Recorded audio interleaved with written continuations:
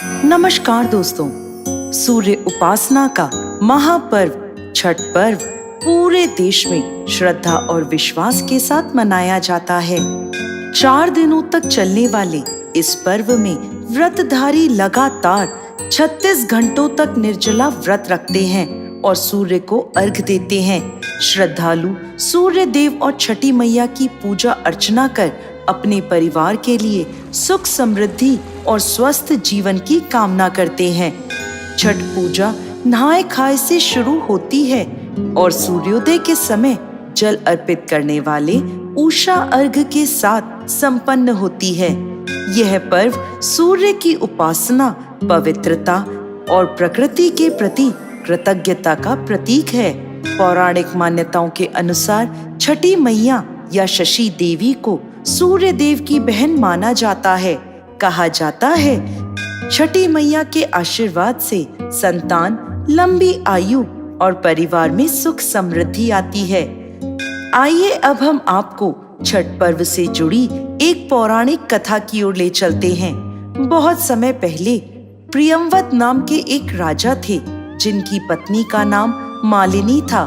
विवाह के काफी समय हो जाने के बाद भी उनको कोई संतान नहीं थी। इस बात से दोनों बहुत दुखी रहते थे। उन्होंने संतान प्राप्ति की इच्छा के कई जतन किए। इसके बाद उन्होंने महर्षि कश्यप द्वारा पुत्रेष्टि यज्ञ करवाया। यज्ञ संपन्न होने के बाद महर्षि ने राजा प्रियव्रत की पत्नी मालिनी को खीर खाने को दी। खीर का सेवन करने से मालिनी गर्भवती हो गई। यह खबर मिलते ही राजा और रानी के साथ साथ प्रजा भी बहुत खुश हो गई। समय के साथ महारानी मालिनी ने एक पुत्र को जन्म दिया, लेकिन उन्हें मरा हुआ पुत्र प्राप्त हुआ। राजा को इस बात से बहुत दुख हुआ। उन्होंने निराश होकर प्राण त्यागने का निश्चय किया। जैसे ही राजा ने प्राण त्यागने की कोशिश की तो उनके सामने भगवान की मानस पुत्री देवसेना प्रकट हुई।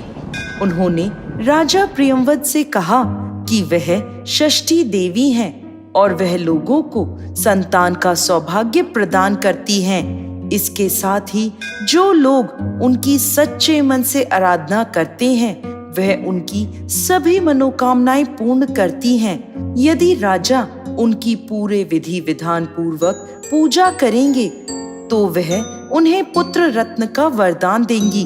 देवी की आज्ञा मानकर राजा प्रियंवद ने कार्तिक शुक्ल पक्ष की षष्ठी को देवी षष्ठी का विधि विधान से पूजन किया, जिसके फलस्वरूप राजा की पत्नी फिर से गर्भवती हुई और उन्हें सुंदर पुत्र की प्राप्ति हुई। ऐसा माना जाता है तभी से छठ पर्व मनाया जाने लगा।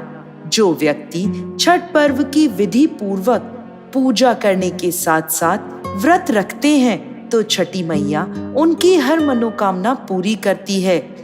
दोस्तों, छठ पर्व की एक और पौराणिक कथा के अनुसार ऋषि मुग्दल ने माता सीता को छठ व्रत रखने की सलाह दी थी। आनंद रामायण के अनुसार जब भगवान राम ने रावण का वध किया तो उन पर ब्राह्मण हत्या का पाप लगा। इस हत्या का प्रायश्चित करने के लिए वशिष्ठ ने प्रभु श्री राम और माता सीता को ऋषि मुद्गल के साथ भेजा। भगवान राम ने ब्रह्म हत्या के पाप से मुक्ति पाने के लिए कष्टहरणी घाट पर यज्ञ किया और वहीं माता सीता को आश्रम में रहकर कार्तिक मास की षष्ठी तिथि को व्रत रखने का आदेश दिया। साथ ही सूर्य पुत्र कर्ण की छठ कथा के अनुसार छठ पर्व की उत्पत्ति महाभारत काल में हुई थी। महादानी सूर्य और कुंती के पुत्र कर्ण ने सबसे पहले सूर्य देव की पूजा की थी। कर्ण बिहार के अंग क्षेत्र वर्तमान में भागलपुर के राजा और सूर्य और कुंती के पुत्र थे। सूर्य देव से ही कर्ण को दिव्य कवच और कुंडल प्राप्त हुए थे जो हर समय उनकी रक्षा करते थे। कर्ण भगवान सूर्य के बहुत बड़े भक्त थे और प्रतिदिन घंटों कमर तक पानी में खड़े होकर सूर्य को अर्घ देते थे। सूर्य की कृपा से ही वह एक महान योद्धा बने। छठ के दौरान अर्घ देने की यह परंपरा आज भी प्रचलित है। कर्ण के साथ साथ महाभारत काल में द्रौपदी ने भी अपने परिवार की सुख शांति और सुरक्षा के लिए छठ व्रत रखा था। जब पांडव जुए में अपना सारा राजपाट हार गए, तब द्रौपदी ने छठ व्रत रखा। उनकी मनोकामना पूरी हुई और पांडवों को उनका राजपाट वापस मिल गया। लोक कथा के अनुसार सूर्य देव और छठी मैया का भाई बहन का रिश्ता है, इसलिए छठ पर्व के अवसर पर सूर्य की पूजा करना फलदायी माना जाता है। दोस्तों, इन सभी कथाओं का सार यही है कि छठ पूजा सूर्य की जीवनदायिनी शक्ति और छठी मैया के मातृत्व स्वरूप के प्रति आभार प्रकट करने का पर्व है, जिसे अत्यंत अनुशासन और पवित्रता के साथ मनाया जाता है। हे छठी मैया, इस कथा को कहने वाले, सुनने वाले और सभी व्रती श्रद्धालुओं की सभी मनोकामनाएं पूर्ण करें। जय छठी मैया।